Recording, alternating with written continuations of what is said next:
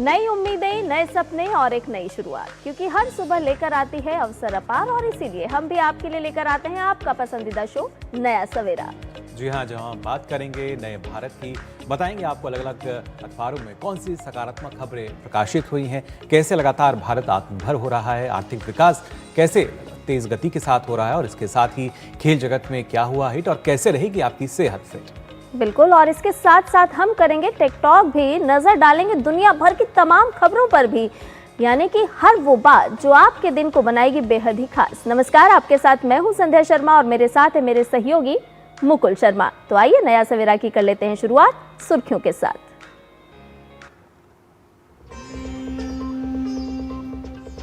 असम दौरे के बाद पश्चिम बंगाल पहुंचे गृह मंत्री भाजपा के वरिष्ठ नेता अमित शाह। अगले साल होने वाले विधानसभा चुनाव के लिए भाजपा की तैयारियों की करेंगे समीक्षा। आज करेंगे प्रेस वार्ता।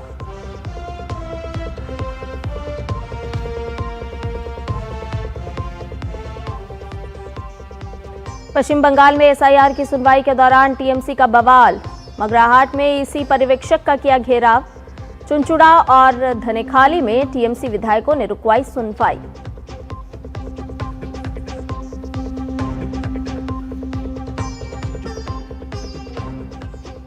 बांग्लादेश की पूर्व प्रधानमंत्री और बांग्लादेश नेशनलिस्ट पार्टी बीएनपी की चेयरपर्सन खालिदा जिया का 80 साल की उम्र में हुआ निधन।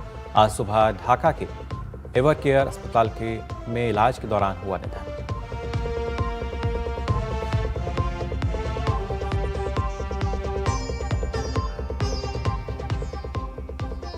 अमेरिकी राष्ट्रपति डोनाल्ड ट्रंप और इजरायली प्रधानमंत्री नेतन्याहू के बीच फ्लोरिडा में हुई मुलाकात। ट्रंप ने हमास से कहा, हथियार डालें वरना भुगतने होंगे भयानक परिणाम।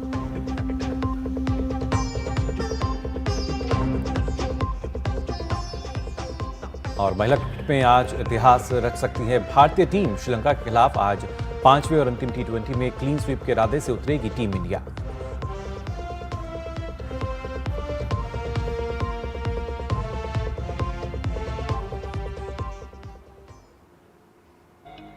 और नया सवेरा की शुरुआत कर रहे हैं केंद्रीय गृह मंत्री के दौरे से जुड़ी हुई खबर के साथ। आपको बता दें कि भारतीय जनता पार्टी के वरिष्ठ नेता और केंद्रीय गृह एवं सहकारिता मंत्री अमित शाह पश्चिम बंगाल के 3 दिवसीय दौरे पर हैं। कल देर शाम कोलकाता पहुंचने पर भाजपा कार्यकर्ताओं ने उनका जोरदार स्वागत किया। गृह मंत्री अमित शाह की इस यात्रा को अगले साल होने वाले बंगाल विधानसभा चुनाव के मद्देनजर बेहद अहम माना जा रहा है। आपको बता दें, अमित शाह आज कोलकाता में एक प्रेस कॉन्फ्रेंस भी करेंगे। इसके साथ ही आज प्रदेश कोर कमेटी की बैठक भी बुलाई गई है। इसमें अमित शाह विधानसभा चुनाव के लिए पार्टी की संगठनात्मक तैयारियों का जायजा लेने के साथ ही नेताओं को जीत का मंत्र भी देंगे। अमित शाह बुधवार को साइंस सिटी ऑडिटोरियम में पार्टी कार्यकर्ताओं की बड़ी बैठक को भी संबोधित करेंगे।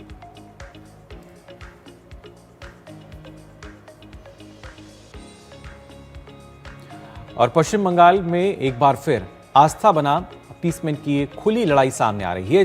जिस दुर्गा आंगन के जरिए ममता बनर्जी हिंदुओं से दूरी मिटाने निकली थी, वही दुर्गा आंगन आज उनकी दोहरी राजनीति का पोस्टर बॉय बन चुका है। काम शुरू कराया, फोटो भी खिंचवाई और फिर यू टर्न मारकर सब रोक दिया गया। सवाल सीधा यही आया, क्या दुर्गा आंगन सिर्फ कैमरे के लिए था और क्या असली फैसला कहीं और से लिया गया? 21 जुलाई ममता बनर्जी मंच से ऐलान करती हैं, यहीं बनेगा दुर्गा आंगन।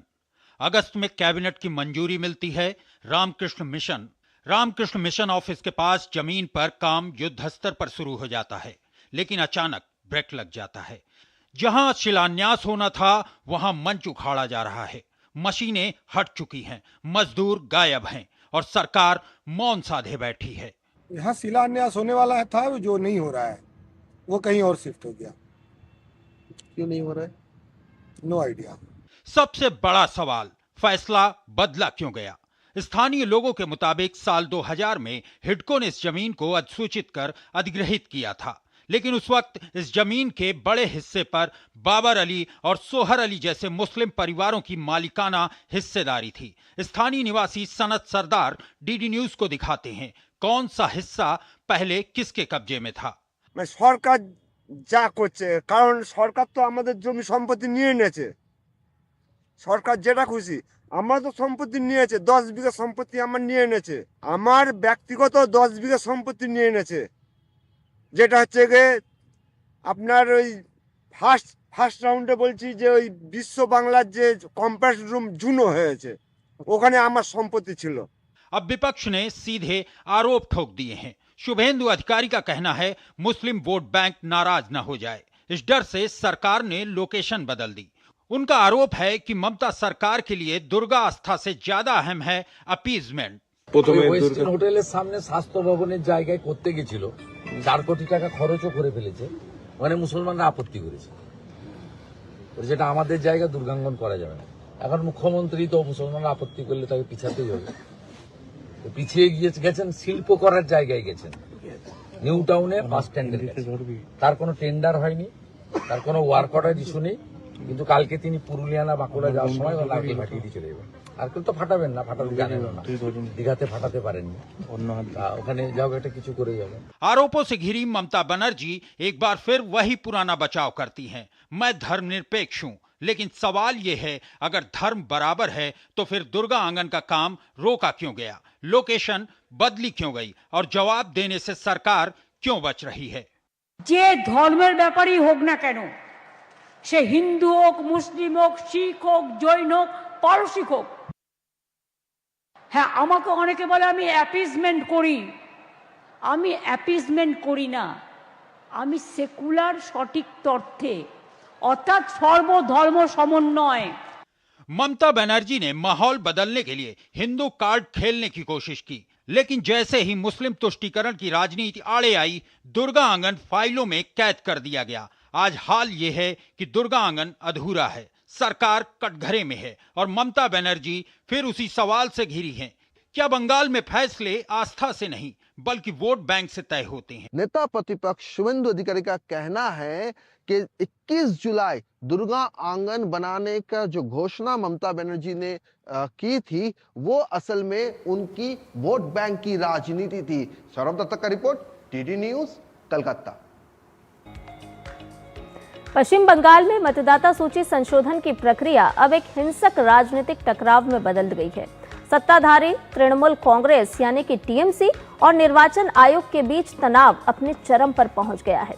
आयोग द्वारा निष्पक्षता सुनिश्चित करने के लिए उठाए गए सख्त कदमों के खिलाफ जमीनी स्तर पर अब विरोध और हिंसा की घटनाएं सामने आने लगी हैं। दक्षिण 24 परगना के मोगराहाट में स्थिति तब बेकाबू हो गई जब विशेष पर्यवेक्षक और आईएएस अधिकारी सी मुरुगन निरीक्षण के लिए वहां पहुंचे। उनकी गाड़ी पर प्रदर्शनकारियों ने हिंसक हमला किया और दरवाजे का लॉक तक तोड़ दिया गया। इसे आयोग की निगरानी प्रक्रिया को बाधित करने और अधिकारी को डराने की कोशिश के रूप में देखा जा रहा है। हालांकि मुरुगन ने स्पष्ट किया है कि वे आयोग के सिपाही हैं और धमकियों से पीछे नहीं हटेंगे। चुनाव आयोग ने इस सुरक्षा चूक पर तत्काल विस्तृत रिपोर्ट तलब की है। और इतना ही नहीं, तनाव का दूसरा केंद्र हुगली का चिंसुरा रहा। आयोग ने प्रक्रिया को पारदर्शी बनाने के लिए बूथ लेवल एजेंट्स को संशोधन प्रक्रिया से बाहर कर दिया था और इस फैसले से नाराज स्थानीय विधायक आसिफ मजूमदार ने दादागिरी दिखाई और एसआईआर की सुनवाई रुकवा दी। इतना ही नहीं, ब्लॉक ऑफिस के गेट पर ताला जड़ दिया और इसके बाद जिलाधिकारी के हस्तक्षेप और आयोग की सख्ती के बाद ही ताला खुला और सुनवाई दोबारा शुरू हो सकी।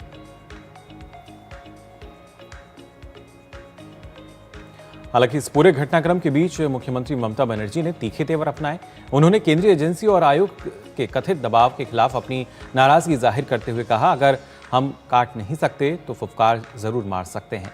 उनका यह बयान संकेत देता है कि राज्य सरकार अब रक्षात्मक मुद्रा छोड़कर आक्रामक रुख अपनाने के लिए तैयार है। तो जाहिर तौर पर अगर देखा जाए, कई सवाल यहाँ पश्चिम बंगाल की ममता बनर्जी सरकार पर खड़े हो रहे हैं और इन्हीं की वजह से अगर देखा जाए, क्योंकि अलग अलग पहलू जो हैं वो निकल कर आ रहे हैं। हालांकि एसआईआर को लेकर लगातार जिस तरीके से अलग अलग स्थिति हमने देखी थी वो अभी भी लगभग वैसी ही नजर आती है सब। बिल्कुल मुकुल, और लगातार हम देख रहे हैं कि अलग अलग चरणों में किस तरह से घटनाक्रम सामने आ रहे हैं। कभी कभी तो ऐसा भी लगता है कि एसआईआर की जो प्रक्रिया हो रही है तो वोट बैंक कहीं ना कहीं हिलता हुआ नजर आ रहा है टीएमसी को, और इसीलिए मुद्दे भी समय समय पर बदल रहे हैं। ये भी गौर करने वाली बिल्कुल, लेकिन कई और अहम मुद्दे हैं। उसके लिए सीधा रुख कर लेते हैं सौरभ दत्ता का, हमारे साथ जुड़ चुके हैं। सौरभ, सबसे पहले समझना चाहेंगे आपसे, आज के अगर दिन की बात हम करें, अमित शाह का आज बंगाल का दौरा है, कितना महत्वपूर्ण, क्योंकि ना सिर्फ हम देखेंगे कि बैठक भी होगी, किस तरीके से आज का जो दौरा है वो अहम माना जा रहा है। मुकुल जी, संध्या जी, देखिए गृहमंत्री अमित शाह अभी कलकत्ता में है और ये बीजेपी के जो कार्यकर्ता है यह के बंगाल के, उनके लिए काफी ये अहम एक दौरा है अमित शाह जी का, क्योंकि चुनाव सामने है और 2 दिन का बाद है और उसके बाद नया साल चला आएगा। नए साल के साथ ही चुनाव जोर शोर से और ज्यादा पकड़ लेगा यहाँ बंगाल में। तो जो कार्यकर्ता है, जो अपनी जो रणनीति है, उनकी दल की जो रणनीति है, पार्टी की जो रणनीति है, वो तय होगी कि किस तरह से किस किस मुद्दे पर आने वाले दिन में बीजेपी अपना कैंपेन को ले जाएंगे, वोटर्स के पास पहुंचेंगे, उसका रणनीति तय होगा। और उसके साथ ही साथ जिस तरह से एसआईआर को लेकर ममता बनर्जी की सरकार विरोध में है और कल जो घटना घटी वो अपने आप में एक खुलासा है कि किस तरह से ममता बनर्जी की पार्टी एकदम पूरी तरह से आक्रामक हो चुकी है। वो अब कोई कसर नहीं छोड़ रही है एसआईआर के विरोध में। तो ये सारी बातें भी यहाँ पर गृह मंत्री है। आज गणेश भारती भी, जो पश्चिम बंगाल की जो एसआईआर के जो यहाँ पे जो आधिकारिक है, रिस्पॉन्सिबल आधिकारिक है, भारप्राप्त आधिकारिक है, वो भी शहर में है। तो फिर ये सारे बातें को लेकर, और शुभेंदु अधिकारी ने ऑलरेडी एक ट्वीट भी करा है एक्स पोस्ट में, जिसमें उन्होंने साफ तरीके से कहा है कि जो सी मुरुगन के ऊपर, यानी रोल पर ऑब्जर्वर सी मुरुगन के ऊपर मगराहाट में कल जो घटना घटी, जिस तरह से बीएलओ को लेना पड़ेगा, इस मुद्दे को सामने रखकर, हियरिंग में बीएलओ को लेना पड़ेगा, इस मुद्दे को सामने रखकर आगे महिला को लाया गया और उनको घेर कर उनके बिल्कुल सौरभ, कई मुद्दों पर जवाबदेही जो है वो सीधे तौर पर बनती नजर आती है, लेकिन उससे लगातार ममता बनर्जी बचती हुई नजर आई हैं। लेकिन अगर बात की जाए खासतौर से अमित शाह के दौरे को लेकर, ना सिर्फ वहां पहुंचेंगे बल्कि एक प्रेस वार्ता भी आज वो करेंगे। जी मुकुल जी, एक प्रेस मीट है और उस प्रेस मीट में और सामने स्पष्ट होगा कि गृह मंत्री अमित शाह बंगाल के लिए क्या सोच रहे हैं और बंगाल के लिए उनका वो क्या सोच रहे हैं, क्या कहना चाहते हैं, वो सारी बातें आज इस प्रेस मीट में साफ होगी। बिल्कुल सौरभ, यानी कि ये माना जाए कि बिहार के बाद अब बंगाल की बारी है और कहीं ना कहीं कमर कसती हुई पार्टी भी नजर आ रही है और किस तरह से संगठन को मजबूत किया जा सकता है, इस बात पर भी जोर अब दिया जा रहा है कि आगे अब बंगाल किस तरह से जीतना है। लेकिन इस बीच हम एसआईआर की बात करते हैं। एसआईआर को लेकर के जिस तरह से टीएमसी अब रुख अपना रही है, तो कहीं ना कहीं पहले तो विरोध, धरने, प्रदर्शन, इस तरह की चीजें, तस्वीरें सामने आ रही थी, लेकिन अब आक्रामक हो गई है टीएमसी। इसको किस तरह से देख रहे हैं आप? देखिए, इस बात को इस तरह से दिखा जा रहा है कि जिस तरह से एसआईआर को लेकर चुनाव आयोग ने ये स्पष्ट करने की कोशिश कर रहे हैं कि एक भी अवैध वोटर तालिका में ना रहे, कोई फर्जी वोटर तालिका में ना रहे। तो उसको लेके उन्होंने सेंट्रल माइक्रो ऑब्जर्वर्स का नियुक्त किया। अभी जो हियरिंग प्रोसेस है उसमें कोई बीएलए यानी कोई पॉलिटिकल पार्टीज के लोग आकर वोटर्स पे दबाव ना डाले, पूरे प्रोसेस को आप देख रहे हैं ना, कैसे वीडियो ऑफिस में एक एमएलए चले जाते हैं और जाके वहां से फोन से, असित मजूमदार की बात कर रहा हूं, वो फोन से बोल रहे हैं एसडीओ को कि मैं आपके साथ मेरा अच्छा संपर्क है, लेकिन पार्टी का निर्देश है, ये अभिषेक बनर्जी का निर्देश है कि सुनवाई में अगर कोई बीएलए नहीं रहेगा तो सुनवाई नहीं होगा। अब मानिए अपने आप में ये कितनी बड़ी बात है, कॉन्स्टिट्यूशनल प्रोसेस चल रहा है वहां पे, और एक एमएलए जाके साफ तरीके से खुल्ला बोल रहे हैं कि ये पार्टी का निर्देश है, हम सुनवाई नहीं होने देंगे, हमारे आदमी को रहना होगा यहाँ पे। और साथ ही साथ क्या देखा जा रहा है कि मगराहाट में ऐसे रोल ऑब्जर्वर के ऊपर सीधा हमला हो रहा है, उनके गाड़ी के ऊपर। ये कौन सी मगराहाट है? ये मगराहाट वो मगराहाट है जिसमें 5 साल पहले जेपी नड्डा के कॉन्वॉय पे भी अटैक हुआ था। ये वो मगराहाट है। ये कौन मगराहाट है? ये वो जगह है जो अभिषेक बनर्जी की लोकसभा क्षेत्र के अंदर आता है। और ये कब हुआ? जब अभिषेक बनर्जी ने 1 लाख बीएलएस के साथ मीट किया और मीट करके बोला कि आप जाओ और कहो कि सुनवाई में अगर टीएमसी का रिप्रेजेंटेटिव नहीं रहेगा तो सुनवाई नहीं होगा। क्यों नहीं होगा? ये उनका जो लॉजिक है, उनका कहना है कि जैसे जब वोटिंग होती है तो वहां पे तो पार्टी के कैंडिडेट के एजेंट्स होते हैं जी। तो कैंडिडेट के एजेंट्स वहां होते हैं तो यहाँ भी रहना देना चाहिए। ये तो मनमानी है, सरासर मनमानी है। जी। 11 राज्यों में कहीं ऐसी आपने किसी पॉलिटिकल पार्टी से सुना है कि ऐसी कोई बात वो कह रहे हैं कि हमारी पार्टी को आने देगा? एक कॉन्स्टिट्यूशनल प्रोसेस चल रहा है वहां पे। जैसे टीएमसी नहीं है वैसे बीजेपी भी नहीं है, यहाँ पे लेफ्ट भी नहीं है, तो किसी पार्टी का ही तो वहां पे जाने की इजाजत नहीं है। तो एक कॉन्स्टिट्यूशनल प्रोसेस को रिस्पेक्ट करना चाहिए। और आज देखिए कल ये घटना घटी, सीधा चुनाव आयोग के प्रतिनिधि के ऊपर हमला हुआ। दो एमएलए असीमा पात्र और ये असित मजुमदार, ये दोनों ने सुनवाई प्रोसेस को रोक दिया। कहीं से गवर्नमेंट की तरफ से निंदा जताई गई, पार्टी की तरफ से निंदा जताई गई, कहा गया कि ये जो हो रहा है ये इसमें हमारी सम्मति नहीं है। मतलब इसमें आपकी सम्मति है और है, इसलिए सीएम कल मन से बोल रही है हम काट नहीं सकते लेकिन काट तो जरूर कर सकते। सौरभ, यानी एक सोची समझी साजिश के तहत तमाम जो स्थिति हमें देखने को मिल रही है वो की जा रही है, क्योंकि इससे पहले भी कई बार हुआ है, कहा कुछ और जाता है, होता कुछ और उसके बाद हम कह सकते हैं कि इस तरह के जो बयान है वो सामने आते हैं। जी बिल्कुल, ये एक तरह से आप याद कीजिए कृष्णनगर में लास्ट सीएम ने क्या कहा था कि महिलाएं जो हैं आगे आइए, बेलन चाकी लेकर आगे आइए। कल क्या देखा गया? वही तो हुआ, महिलाएं ही तो आगे आए थे, वही तो घेराबंदी किए। तो ये किसके कहने पे ये लोग ये कह रहे हैं? तो साफ है, ये किसी को कहने की जरूरत नहीं है। और इसी के चलते नेता प्रतिपक्ष शुभेंदु अधिकारी ने पोस्ट करके जो कहा है, उन्होंने सीधा कहा है कि अगर इलेक्शन कमीशन के रिप्रेजेंटेटिव सिक्योर नहीं है तो बंगाल में आगे चल के इलेक्शन कैसे होगा?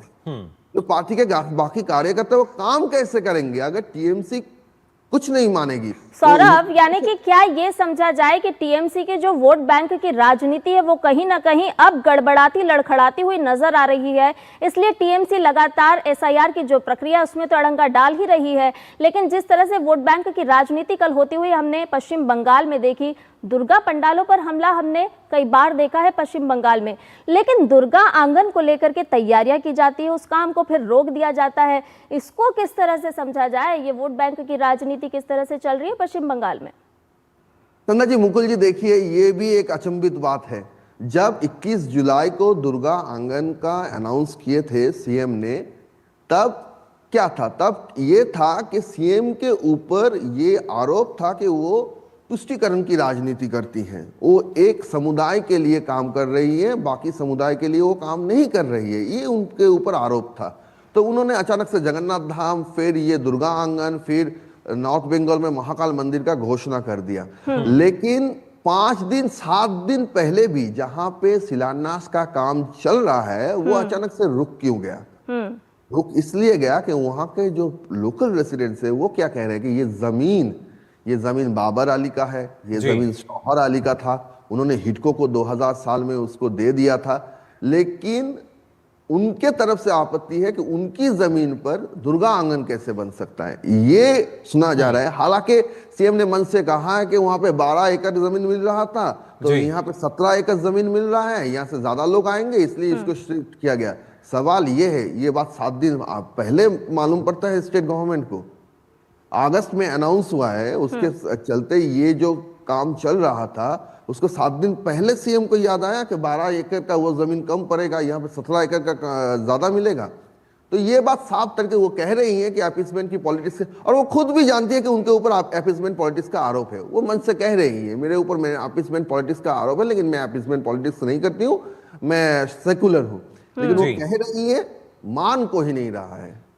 बिल्कुल, सिर्फ जो कहती हैं लेकिन होता कुछ और है, क्योंकि इससे पहले हमने देखा था जिस तरीके से पश्चिम बंगाल में बाबरी विवाद निकल कर आया था, अगर कोशिश होती तो शायद उसको भी रोका जा सकता था, लेकिन कतई वहाँ पर स्थिति जो है वो ऐसी नज़र नहीं आई। और अब दुर्गा आंगन की भी अगर बात की जाए तो यहाँ भी पीछे हटती नज़र आ रही हैं, और सीधे सीधे ना सिर्फ तुष्टीकरण की राजनीति बल्कि वोट बैंक की राजनीति के चलते किस तरह के हालात हैं और किस तरह का एक स्तर कितना शायद नीचे गिर सकता है, वो यहाँ फिलहाल देखने को मिल रहा है। बहुत बहुत शुक्रिया सौरभ दत्ता आपका हमारे साथ जुड़ने के लिए।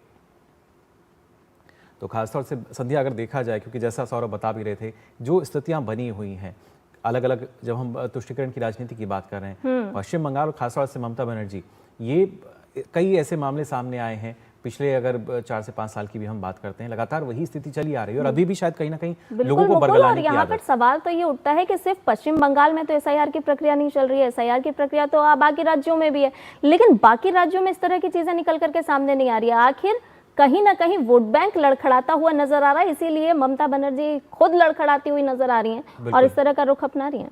उसी वजह से शायद इस तरह के जो हालात हैं फिलहाल वो नजर आ रहे हैं, लेकिन देश दुनिया में और क्या कुछ खास चल रहा है वो भी आपके साथ हम साझा करेंगे। फिलहाल रुक रहे हैं एक छोटे से ब्रेक के लिए।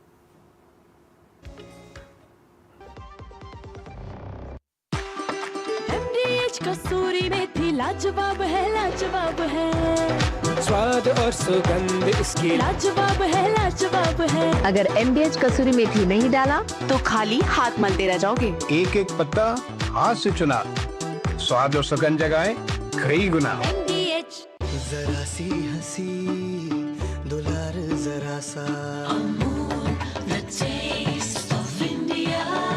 जरा सी अंदर प्यार जरा सा, the taste of India।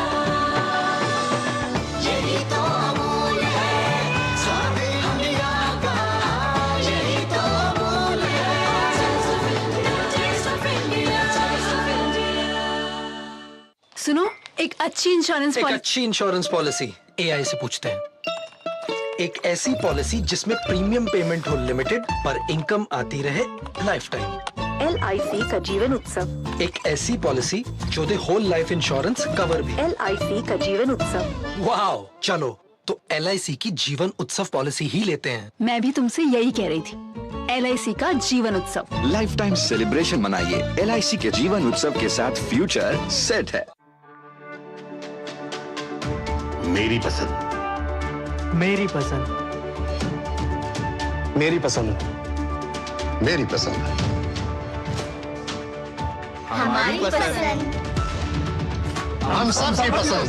मजबूत देश का मजबूत सरिया हो गया स्टील। दादा कौन सा प्लांट है? टैंजरीन बहुत मीठा होता है, तोड़ना नहीं है। Free foreign trip, click on the link. अभी करता हूँ। दादू रुको, लिंक में क्लिक मत करना। क्यों? ये SMS स्कैम है, क्लिक करोगे तो आपके बैंक डिटेल्स होंगे चोरी। ओह, थैंक्स गप्पू, बचा लिया। ये ले तेरी समझदारी का फल। RBI कहता है स्मार्ट बनो, कूल रहो।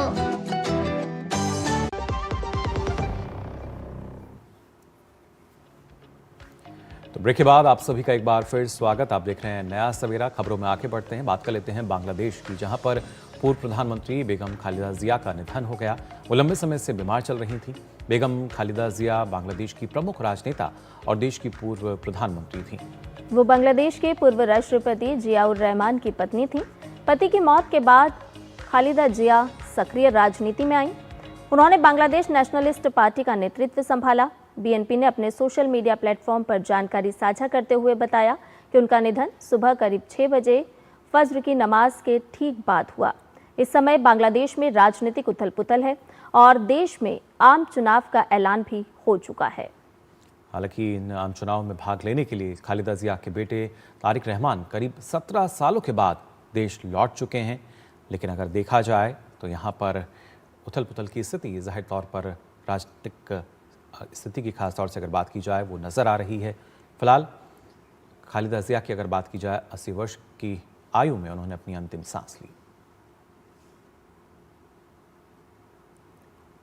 और इस पर और जानकारी के लिए हमारे संवाददाता फोन लाइन पर जुड़ चुके हैं, नवल संघ परमार। नवल संघ, जानना चाहेंगे जिस तरीके से जो अभी तक खबर दी गई खालिदा जिया के निधन की अगर बात की जाए, और उसके साथ दूसरे तौर पर अगर देखें तो बांग्लादेश में राजनीतिक उथल पुथल जो है, क्या वो और अब बढ़ती हुई यहाँ नजर आएगी? जी देखिए, बेगम खालिदा जिया लंबे अरसे तक बांग्लादेश के पॉलिटिक्स में एक प्रमुख नाम रहा है और वो BNP बांग्लादेश नेशनलिस्ट पार्टी की चेयरपर्सन थी। बांग्लादेश में 2 मुख्य पॉलिटिकल पार्टियां हैं, आवामी लीग जिसका नेतृत्व शेख हसीना कर रही है और दूसरा political party Bangladesh nationalist party है जिसका नेतृत्व बेगम खालिदा जिया करती थी। लेकिन पिछले कुछ वर्षों से उनकी आयु की वजह से और हेल्थ ठीक नहीं रहती थी, उसकी वजह से उनका बेटे जो है तारिक रहमान वो उनका एक्टिंग चेयरमैन है और लंबे अरसे से वो लंदन में थे, लेकिन वहीं से वो पार्टी का संचालन करते रहे थे। तो बेगम खालिदा जिया के डेथ के साथ उससे पहले ही वो कुछ दिनों पहले ही वो ढाका लौट चुके हैं और पॉलिटिकल डिसीजन जो है as a acting chairman Tariq Rahman ही ज्यादातर लेते थे। बेगम खालिदा जिया काफी लंबे अरसे से एक्टिव पॉलिटिक्स में हिस्सा लेने के लिए सक्षम नहीं थी और पिछले 1 महीने से ज्यादा समय से वो हॉस्पिटलाइज थी एवरकेयर हॉस्पिटल में। मल्टीपल हेल्थ कॉम्प्लिकेशन की वजह से वो उनका सामना कर रही थी और उसी की वजह से उनका डेथ हुआ। तो एक तरीके से देखा जाए तो बांग्लादेश में एक युग का अंत माना जा सकता है, क्योंकि 2 लेडी लीडर खालिदा जिया और शेख हसीना एक दूसरे के प्रतिद्वंदी रहे लंबे अरसे तक। प्राइम मिनिस्टर बारी बारी दोनों में से ही कोई रहा है। पिछले देखा जाए तो 1991 से लेकर 2024 तक ये दोनों लेडी जो है उसमें कुछ पीरियड को छोड़ दे जब केयर टेकर गवर्नमेंट था, अदरवाइज ये 2 ही बांग्लादेश की प्रधानमंत्री रही है। तो माना जा सकता है कि वो एक बड़ा मोरल क्षति होगा बीएनपी को, जबकि चुनाव सर पे है।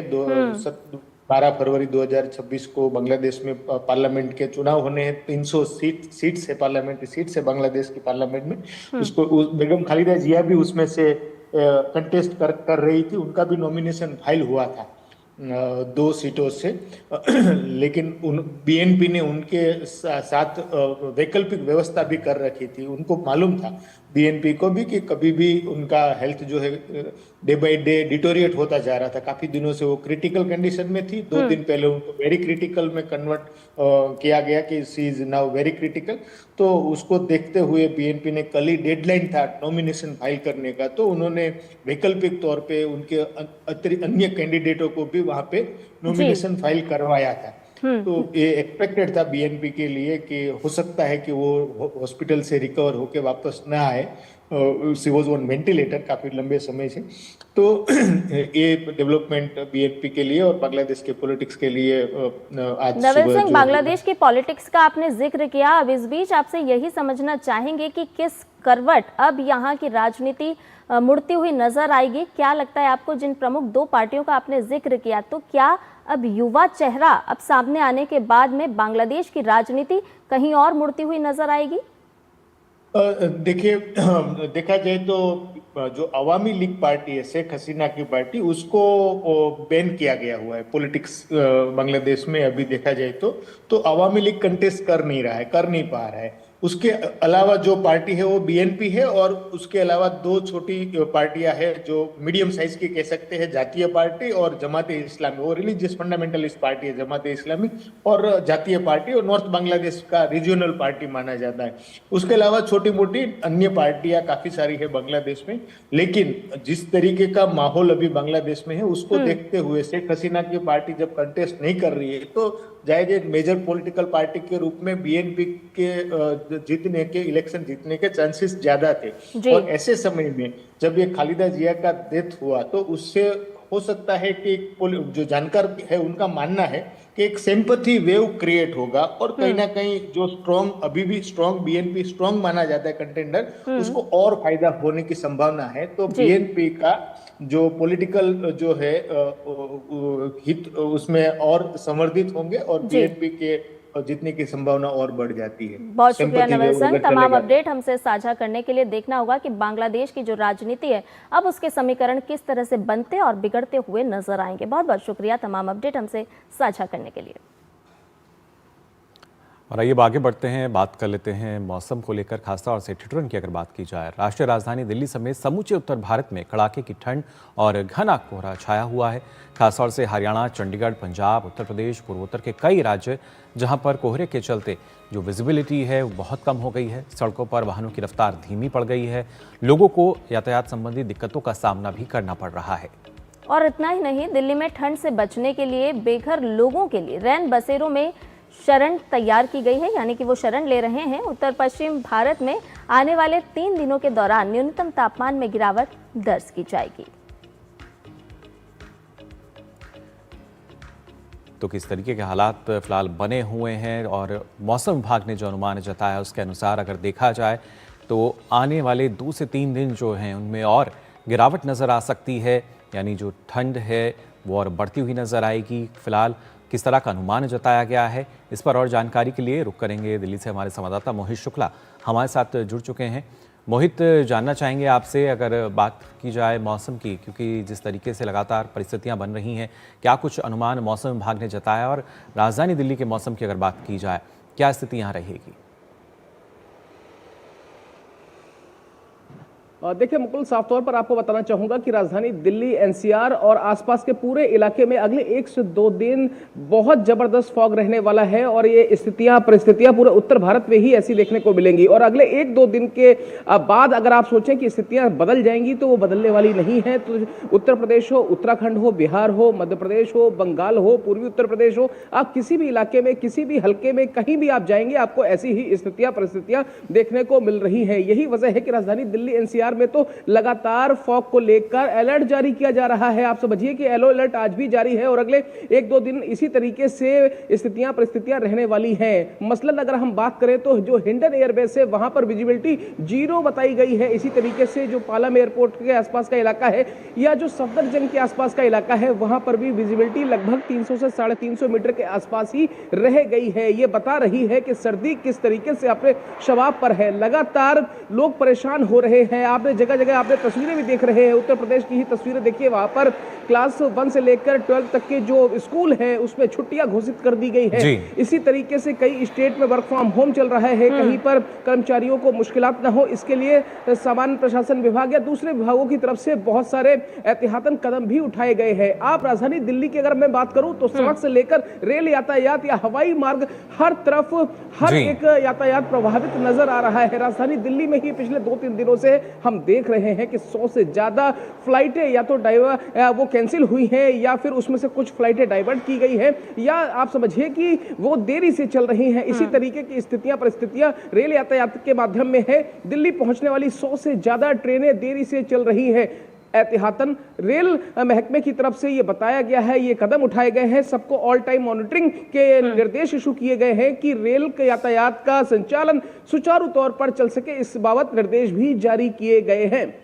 मोहित, दृश्यों में हम देख भी रहे हैं कि आपके पीछे भी धुंध नजर आ रही है, यानी कि एक बात तो साफ है, जो मौसम विभाग का पूर्वानुमान भी है कि नए साल की अगवानी आपको इस शीतलहर के साथ ही करनी होगी। लेकिन ऐसे में अगर हम सामान्य जनजीवन की बात करें तो किस तरह से लोग इस सर्दी से बचने के लिए तरह तरह की चीजें अपना रहे हैं, किस तरह से वो क्या अलाव जलाते हुए आपको देखने को मिल रहे हैं। विजिबिलिटी घट रही है तो देर रात की अगर हम बात करें, आज सुबह की बात करें तो वाहन चालकों को किन किन चीजों का खास तौर पर ख्याल रखना होगा। रैन बसेरों की अगर हम बात करें तो वहां पर किस तरह की व्यवस्था दिल्ली में खास तौर पर की गई है। संध्या दिल्ली के तमाम इलाकों में, चाहे वो सफदरजंग का इलाका हो, चाहे वो अक्षरधाम के आसपास का इलाका हो, चाहे वो एम्स के आसपास का इलाका हो, पूर्वी दिल्ली का कोई भी इलाका हो, आउटर दिल्ली का कोई भी इलाका हो, ऐसी तमाम जगहों पर रैन बसेरों की व्यवस्था की गई है। वहां पर मसलन आपको बेड मिलेगा, मतलब जो फोल्डिंग चारपाई है, उसके साथ ही आपको एक कंबल की व्यवस्था की गई है और अंदर ही आपके लिए हीटर लगाए गए हैं और साथ ही आपके लिए रजाई की भी व्यवस्था की गई है। तो जो लोग खुले में आसमान के नीचे अगर रात बिताने के लिए मजबूर होते हैं तो ऐसे लोगों को वो रात बितानी ना पड़े, इसके लिए रैन बसेरों की व्यवस्था की गई है। और मौसम इस तरह आप समझिए कि लोगों को प्रभावित कर रहा है कि लोग अब ये कह रहे हैं कि अगले 10-15 दिन कैसे भी गुजर जाए, उसके बाद कहीं ना कहीं इसमें थोड़ा सा परिवर्तन होता हुआ नजर आएगा। क्योंकि आपको भी पता है कि 14 जनवरी से मकर संक्रांति से उत्तरी गोलार्ध से जब सूर्य आता है तो परिस्थितियां बदलती हैं, तो उसके बाद धीरे धीरे फॉग कम होता है, इसकी डेंसिटी कम होती है। उसके बाद आप समझिए कि धीरे धीरे सूर्य जब उत्तरायण की तरफ बढ़ते हैं तो उस समय मौसम में भी परिवर्तन आते हैं। 14 तारीख के बाद हवाओं की गति बहुत लाजमी है कि बढ़ जाती है, जिस वजह से तमाम वायुमंडल की जो विषैले कण हैं, जो विषाक्त चीजें हैं, उनका प्रभाव भी काफी तेजी से बढ़ जाता है, यानी कि वो अब धीरे धीरे वातावरण से छटने लगते हैं। तो यही वजह है कि 14 तारीख तक का तो वेट आम इंसान भी कर रहा है। मौसम वैज्ञानिक भी इस बात को लेकर बहुत आश्वस्त है कि 14 तारीख के बाद परिस्थितियां सब चीजें बदलेंगी।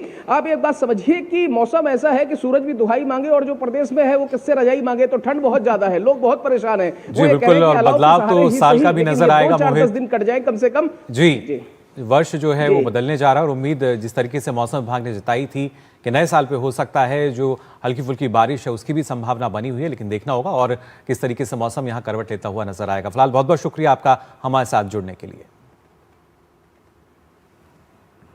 और आइए अब बढ़ते हैं आगे। आपको बता दें कि रक्षा मंत्रालय ने देश की तीनों सेनाओं की युद्ध क्षमताओं को और भी अधिक मजबूत करने के लिए 79,000 करोड़ रुपए की बड़ी सैन्य खरीद को मंजूरी दे दी है।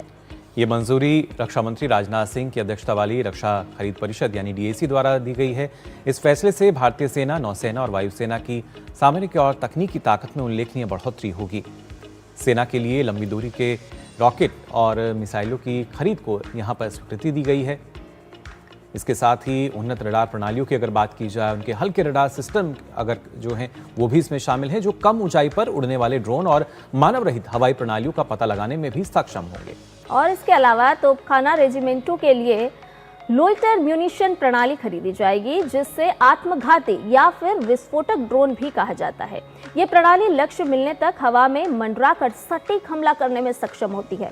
इतना ही नहीं, पिनाक रॉकेट प्रणाली के लिए लंबी दूरी के निर्देशित रॉकेटों की खरीद से उसकी मारक क्षमता और सटीकता बढ़ेगी। तो तीनों सेनाओं को किस तरह से और भी मजबूती प्रदान किया जा रही है। रडार सिस्टम कम ऊंचाई पर उड़ने वाले ड्रोन का पता लगा सकेंगे।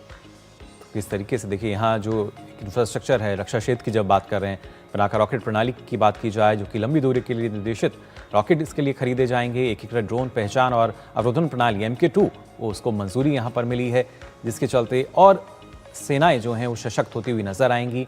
नौसेना के लिए HF सॉफ्टवेयर डिफाइंड रेडियो मैनपेक जो है वो खरीदे जाएंगे, जिसके चलते यहाँ पर लंबी दूरी के मानव रहित विमान को पटे भर पर लेने के लिए जो मंजूरी है फिलहाल वो दे दी गई है। और इन RPS का उपयोग हिंद महासागर क्षेत्र में निगरानी और खुफिया अभियानों के लिए किया जाएगा। वहीं वायुसेना के लिए अस्त्र MK2 मिसाइल और स्पाइस 1000 किट की खरीद से लंबी दूरी की सटीक मारक क्षमता और हवाई युद्ध क्षमता को भी मजबूती मिलने वाली है। तो defence research and development organisation यानी DRDO की अगर हम बात करें तो कल यहाँ ओडिशा के चांदीपुर स्थित इंटीग्रेटेड टेस्ट रेंज में Pinaka long range guided rocket LRGR 120 का पहला सफल उड़ान परीक्षण किया गया।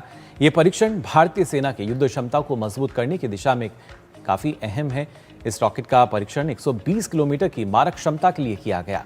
पिनाका LRGR 120 को DRDO की कई प्रयोगशालाओं ने मिलकर विकसित किया है। इसमें पुणे की armament research and development establishment, Hyderabad की defence research and development lab और रिसर्च सेंटर MR शामिल हैं।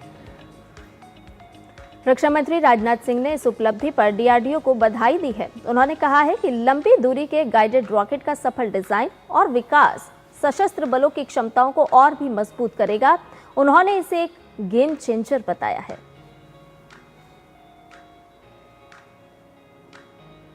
और साथ ही भारत में बने एडवांस लाइट हेलीकॉप्टर ध्रुव की अगर बात करें संध्या, तो इसके नए और एडवांस नागरिक संस्करण ध्रुव नेक्स्ट जनरेशन की पहली उड़ान आज होने जा रही है। केंद्रीय नागरिक उड्डयन मंत्री किंजरापु राममोहन नायडू आज बेंगलुरु में नई पीढ़ी के अत्याधुनिक हेलीकॉप्टर ध्रुव की पहली उड़ान को हरी झंडी दिखाकर यहां उसको रवाना करेंगे। यह स्वदेशी हेलीकॉप्टर हिंदुस्तान एरोनॉटिक्स लिमिटेड यानी HAL ने विकसित किया है और ये उड़ान सिर्फ तकनीकी सफलता नहीं बल्कि HAL के सिविल एविएशन के क्षेत्र में बड़े विस्तार की एक शुरुआत भी साबित होगी। बिल्कुल। और 6 से 14 सीटों वाला जो ये हेलीकॉप्टर पर्यटन, VIP, परिवहन, आपदा और बाढ़ प्रबंधन के साथ साथ समुद्री अभियानों जैसे नागरिक कार्यों में भी सक्षम है। इतना ही नहीं, ध्रुव एनर्जी भारतीय सेना के लिए पहले से सफल साबित हो चुके एडवांस लाइट हेलीकॉप्टर ALH ध्रुव का नया और बेहतर वर्जन है। इसमें कई आधुनिक बदलाव भी किए गए हैं।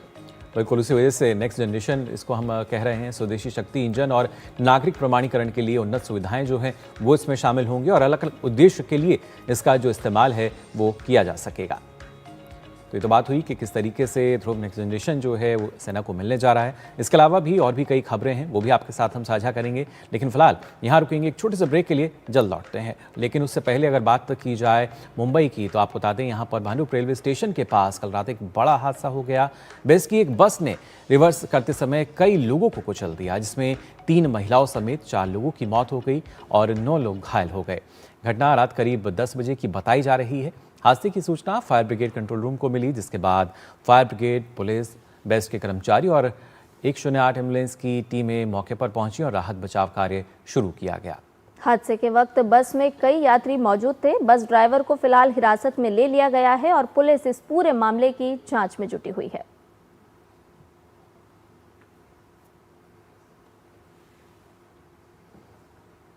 नेताजी सुभाष चंद्र बोस का साहस और बलिदान हर भारतीय को स्वतंत्रता, साहस और राष्ट्रभक्ति की प्रेरणा देता है।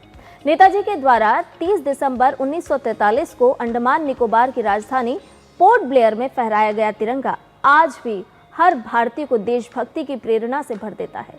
प्रधानमंत्री नरेंद्र मोदी के नेतृत्व में मौजूदा सरकार ने नेताजी के सम्मान में कई बड़े कदम उठाए हैं, जिसके सबसे बड़े उदाहरण के तौर पर अगर हम देखें तो पोर्ट ब्लेयर में फ्लैग पॉइंट स्थापित करना और साल 2018 में 3 प्रमुख द्वीपों के नामों को आधिकारिक रूप में बदलना है। 30 दिसंबर 1943 ये वही दिन था जब नेताजी सुभाष चंद्र बोस ने आजाद हिंद फौज का नेतृत्व करते हुए पहली बार भारतीय धरती पर तिरंगा फहराया। यह ऐतिहासिक क्षण अंडमान निकोबार की राजधानी पोर्ट ब्लेयर के जिमखाना ग्राउंड में दर्ज हुआ, जिसे आज नेताजी स्टेडियम के नाम से जाना जाता है। नेताजी ने इस अवसर पर अंडमान निकोबार द्वीप समूह को ब्रिटिश शासन से मुक्त भारत का पहला क्षेत्र घोषित किया। इतना ही नहीं, उन्होंने अंडमान को शहीद द्वीप और निकोबार को स्वराज द्वीप नाम देने का भी सुझाव दिया। जिस स्थान पर तिरंगा फहराया गया था वो आज फ्लैग पॉइंट के नाम से जाना जाता है और देशभक्ति की भावना का प्रतीक बन चुका है। इस ऐतिहासिक घटना की 75वीं वर्षगांठ पर 30 दिसंबर 2018 को प्रधानमंत्री नरेंद्र मोदी ने पोर्ट ब्लेयर के इसी फ्लैग पॉइंट पर 150 फीट ऊंचा राष्ट्रीय ध्वज फहराकर नेताजी सुभाष चंद्र बोस को श्रद्धांजलि अर्पित की।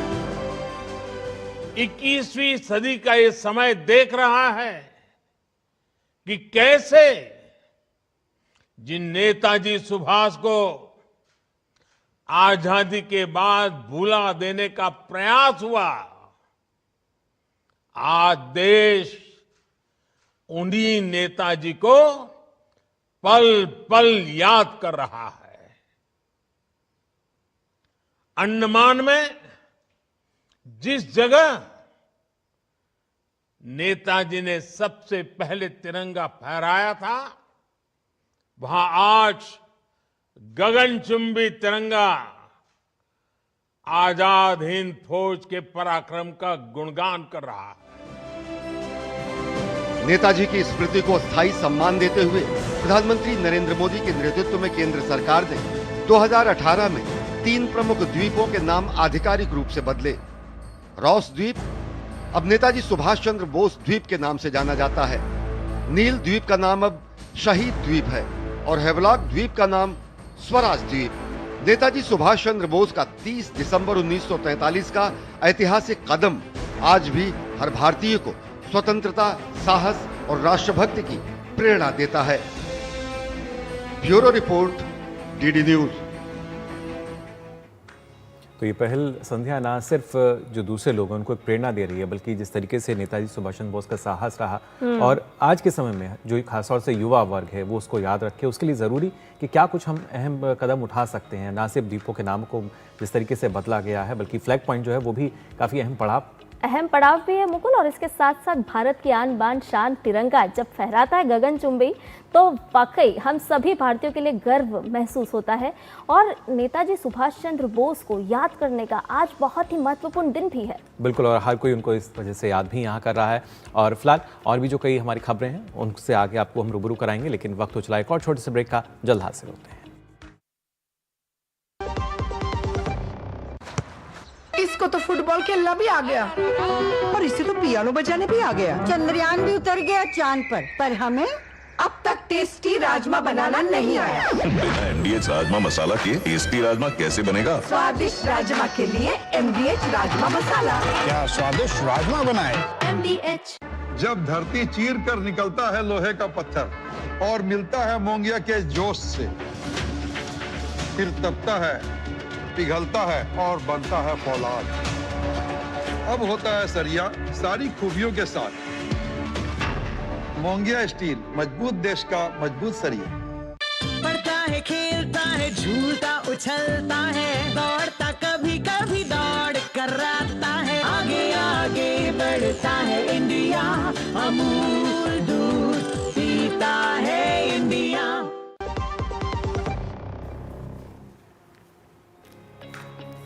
ब्रेक के बाद नया सवेरा में आपका एक बार फिर से स्वागत है और आइए अब आपको बता देते हैं कि आज के समाचार पत्रों में कौन कौन सी महत्वपूर्ण खबरें प्रकाशित की गई हैं और साथ ही साथ आपको जानकारी भी देंगी और आपको अवेयर भी रखेंगी।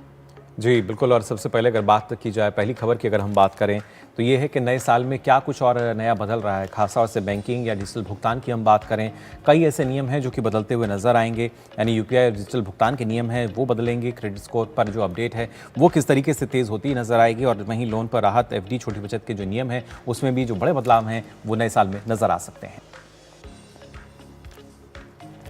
अगली महत्वपूर्ण खबर का रुख करते हैं। आपको बता दें कि कम दृष्टि दोष से पीड़ित लोग भी अब सामान्य तरीके से देख सकेंगे। जी हाँ, जिस तरह से लगातार अनुसंधान हो रहा है तो किस तरह से वो मददगार साबित हो रहा है।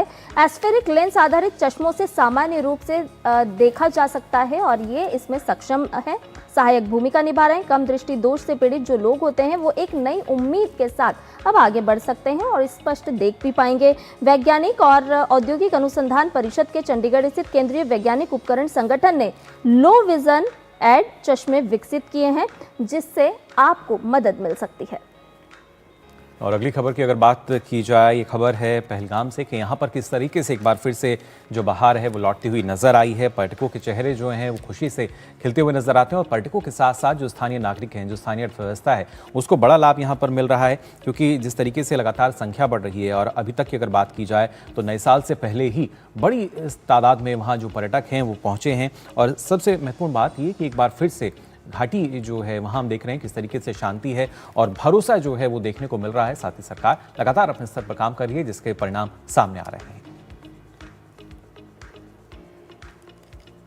अगली खबर मौसम के बदलाव से जुड़ी हुई है। आपको बताते हैं कि मौसम के बदलाव से उत्तराखंड में भालू की नींद 60 दिनों तक घट चुकी है। जी हाँ, बारिश और बर्फबारी ना होने से खड़ी हुई परेशानी, अगस्त में आई आपदा के कारण जो गुफाएं क्षतिग्रस्त हो गई थी या फिर उनमें मलबा भर गया था, कंदमूल की कमी इसकी एक वजह साथ साथ ये भी बताई जा रही है जिसकी वजह से भालू की जो नींद के दिन हैं वो घट गए हैं। अब इसमें विशेषज्ञ क्या कह रहे हैं तो वन संरक्षक गढ़वाल कह रहे हैं, गढ़वाल के शीत निद्रा ना होने, भोजन की कमी और तापमान में असामान्य बदलाव के कारण भालुओं का व्यवहार अधिक आक्रामक भी होने लगा है। स्थिति को गंभीर मानते हुए वन विभाग भालुओं के आवास स्थलों और गुफाओं का अध्ययन भी लगातार कर रहा है। आपको बताएं कि सामान्य दिनों की नींद कितनी होती है। 120 दिन की नींद सामान्य तौर पर भालू लेते हैं लेकिन ये अब घट गई है। और इसके साथ ही अगर अगली खबर का रुख किया जाए तो आप बता दें राजधानी दिल्ली की अगर बात की जाए तो यहाँ एक समिति गठित की गई है जो कि लगातार इस बारे में काम करेगी कि कैसे जो वायु प्रदूषण का संकट है उसके लिए क्या हम बेहतर समाधान दे सकते हैं। हम देख पा रहे हैं फिलहाल किस तरीके से लगातार जो समाधान है उन पर काम किया जा रहा है क्योंकि आने वाले समय में ना सिर्फ नए तरीके अपनाना, वैज्ञानिक विधि अपनाना, कूड़ा कचरा जो है उसका कैसे अपशिष्ट प्रबंधन जो है बेहतर तरीके से हम कर सकते हैं और क्या कुछ बेहतर हो पाएगा, ये समिति लगातार इस बारे में जानकारी देगी और पूरा प्रयास करेगी कि कितनी जल्दी जो राजधानी है उसकी तस्वीर को, उसकी हवा को बदला जा सके। तो ये आज की कुछ ऐसी खबरें जो कि प्रकाशित हुई हैं अलग अलग समाचार पत्रों में। और आइए अब आगे बढ़ते हैं, नजर डाल लेते हैं वर्ल्ड वॉच में दुनिया की कुछ खास खबरों पर। अमेरिकी राष्ट्रपति डोनाल्ड ट्रंप और इजरायली प्रधानमंत्री नेतन्याहू के बीच फ्लोरिडा में हुई मुलाकात। ट्रंप ने हमास से हथियार डालने को कहा नहीं को भयानक परिणाम भुगतने की चेतावनी भी दी। रूस ने यूक्रेन पर पुतिन की सरकारी आवास पर हमला करने का लगाया आरोप। ज़ेलेंस्की ने इस दावे को पूरी तरह से बताया बेबुनियाद।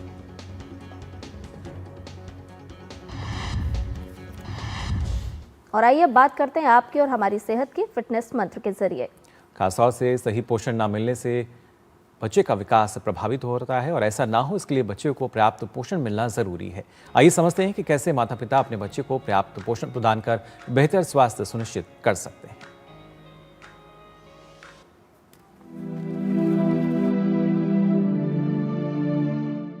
पोषण का महत्व हर आयु के व्यक्ति के लिए होता है, लेकिन कुछ महत्वपूर्ण अवस्थाओं में पोषण की आवश्यकता और महत्व अत्यधिक बढ़ जाता है। नवजात शिशुओं में पोषण का विशेष महत्व है। जन्म के पहले 1000 दिन में पोषण का विशेष ध्यान रखने से शिशु के स्वास्थ्य को बेहतर बनाया जा सकता है। पहले 1000 दिन बच्चे के लिए बहुत ही जरूरी होते हैं। ये 1000 दिन माँ की प्रेगनेंसी से, गर्भावस्था से शुरू होके पहले 2 साल तक चलते हैं। बच्चे का पोषण माँ की गर्भावस्था से ही शुरू हो जाता है। माँ 9 महीने गर्भावस्था के दौरान जो वो पौष्टिक आहार लेती है, जिसमें कि बैलेंस डाइट, कार्बोहाइड्रेट्स, प्रोटीन की मात्रा, न्यूट्रिएंट्स की मात्रा प्रॉपर होनी चाहिए, ताकि बच्चे की जो विकास, शिशु का विकास हो माँ के अंदर, वो तरीके से हो, बेहतरीन हो, और जब बच्चे पैदा हो तो उसका वजन भी उसी के ऊपर डिपेंड करता है। गर्भावस्था में पोषण की आवश्यकता अधिक होती है। गर्भवती महिला और गर्भस्थ शिशु के लिए पोषण उपयोगी है, क्योंकि महिला जो खाती है उसका सीधा प्रभाव उसके होने वाले शिशु पर पड़ता है। पैदा होने के बाद बहुत ज़रूरी है कि बच्चे की बर्थ की जिससे जल्दी से जल्दी पॉसिबल हो, उसका जो पहला आहार हो वो माँ का दूध ही हो। माँ का पहला गाढ़ा दूध बच्चे की इम्यूनिटी बढ़ाने के लिए और उसकी आगे की माँ की ब्रेस्ट मिल्क के लिए भी बहुत ही ज़रूरी है।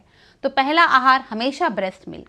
अर्ली इनिशिएशन, जल्दी शुरुआत, और बहुत ज़रूरी है कि जो माँ का ब्रेस्ट फीड है, बच्चे को शुरू करके सिर्फ और सिर्फ माँ का दूध पूरे 6 महीने तक दिया जाए। उस 6 महीने में माँ के दूध के अलावा पानी भी नहीं देना, सिर्फ अगर कोई दवाई चल रही है साथ में तो वही देना है। शिशु के सही व पूर्ण विकास के लिए उसे उचित आहार मिलना उपयोगी होता है। शिशु के लिए माँ का दूध विशेष महत्व रखता है। शिशु के पूर्ण पोषण के लिए शिशु को स्तनपान कराना आवश्यक है। 6 महीने पूरे होने पर माँ के दूध के साथ संपूर्ण पूरक आहार साथ में शुरू करना जरूरी है। ये पूरक आहार बच्चे की ग्रोथ के लिए, उसकी ब्रेन की ग्रोथ के लिए बहुत ही जरूरी है। 2 साल तक बच्चे का ब्रेन बहुत ही तेजी से गिरता है, उसका शरीर जो है, उसका विकास और मानसिक विकास दोनों ही बहुत तेजी से होते हैं। तो वैरायटी ऑफ फूड यूज करके 2 से 3 चम्मच से शुरू करके दिन में 3 बार तरल पदार्थ से जो सेमी सॉलिड चीज यूज करके माँ बच्चे को रिस्पॉन्सिव फीडिंग करनी है। 6 महीने की आयु से संपूरक आहार देने से शिशु में कुपोषण से बचाव होता है और शिशु का स्वास्थ्य व विकास बेहतर होता है। सही पोषण से शिशु के लिए स्वस्थ जीवन सुनिश्चित किया जा सकता है। किरण भारद्वाज, डीडी न्यूज। तो खासतौर से संध्या, जब हम स्वस्थ भारत की बात करते हैं, ये ज़रूरी कि जो शिशु हैं, जो बच्चे हैं, उनका स्वास्थ्य बेहतर रहना चाहिए। और पहले हम बात करते थे खाद्य सुरक्षा को लेकर, लेकिन अब पोषण सुरक्षा जो है वो बहुत महत्वपूर्ण हो गई है। और उसी के लिहाज से ज़रूरी कि जो आज जो बच्चे हैं, छोटे बच्चे हैं, शिशु हैं, उनकी सेहत ठीक रहे, इसलिए उनकी पोषण सुरक्षा बेहद ज़रूरी हो जाती है। और इसीलिए देखिए, सरकार भी लगातार इसके लिए प्रयास कर रही है। पोषण माह खास तौर पर मनाया जाता है ताकि किस समय पर क्या भोजन आपको बच्चों को देना है। बच्चे और साथ ही साथ जो उनकी माँ है, यानी जो महिला है, उनके स्वास्थ्य का भी ख्याल रखा जा रहा है। और कोशिश यही कि कैसे एक स्वस्थ भारत का निर्माण हम कर सकें। अब आइए आगे बढ़ते हैं और हम यहाँ नज़र डाल लेते हैं मौसम के हाल पर भी।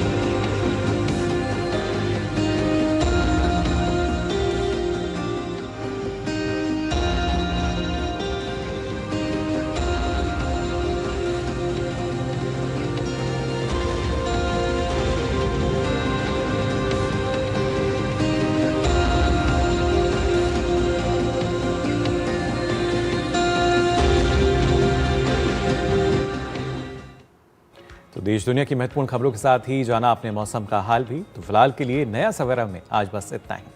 बिल्कुल मुकुल, लेकिन जाने से पहले हम अपने दर्शकों को कुछ खास तस्वीरों के साथ छोड़े जाएंगे। वो तस्वीरें हैं क्योंकि आज वैकुंठ एकादशी है और इस अवसर पर तमिलनाडु के श्री पार्थ सारथी मंदिर में परम पद वासल भक्तों के लिए ये मंदिर खुला है।